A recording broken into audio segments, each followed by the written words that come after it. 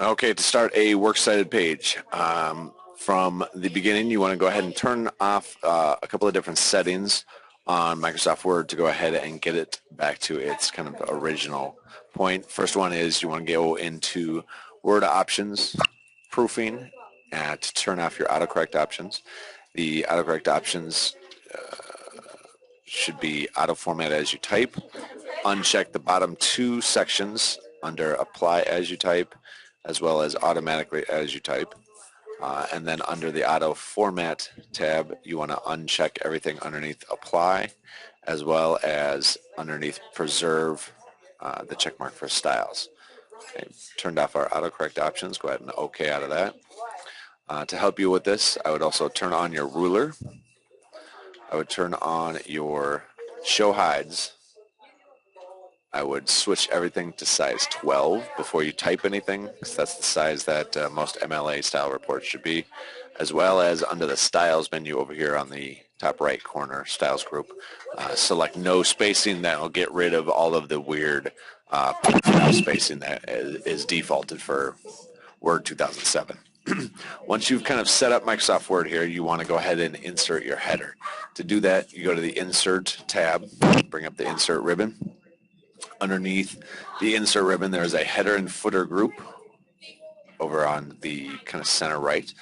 Underneath the header command button, you want to choose the second option, which is the blank 3 columns, and that will give you 3 placeholders here. And you want to use the one over on the far right where it says type text. You're going to go ahead and type in your last name and then put in a space. Then making sure that you have the header and footer tools design tab selected. Over on the left side there is where it says page number. Click on that. Choose the current position option and plain number, which is the first option. So what that's going to do is currently we're on page 1, so it puts in a 1, but when this goes to page 2 it will automatically switch to a page 2. What you don't want to do is just type in a 1. That won't work.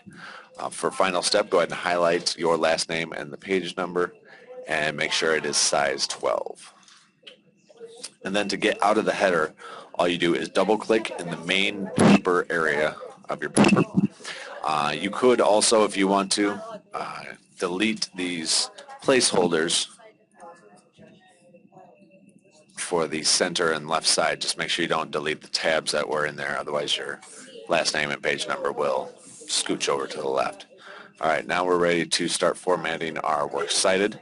What we want to do first is turn on our line spacing to double spaced or 2.0, and then centered at the top of the page, you're going to type in the words works cited.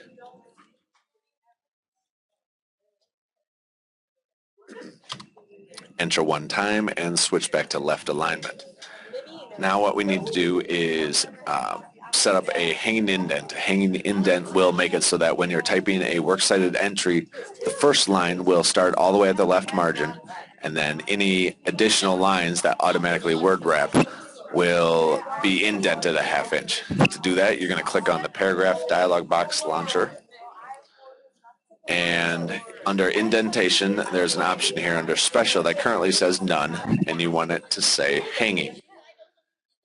Make sure it says 0.5 as the measurement and then click OK.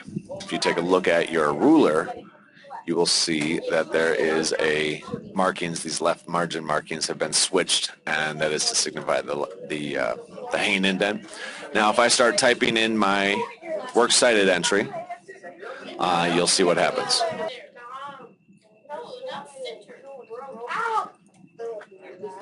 Okay, you can see here when I've typed this in, the first line text wrapped it down to the second line, and it automatically text wrapped with an indent. The works cited entry format should be the author's name, the title of the website, date of last update, supporting organization, date of access, and then the web address or URL. All information that you had should be included in here, and then simply press enter one time, and you can start your next entry.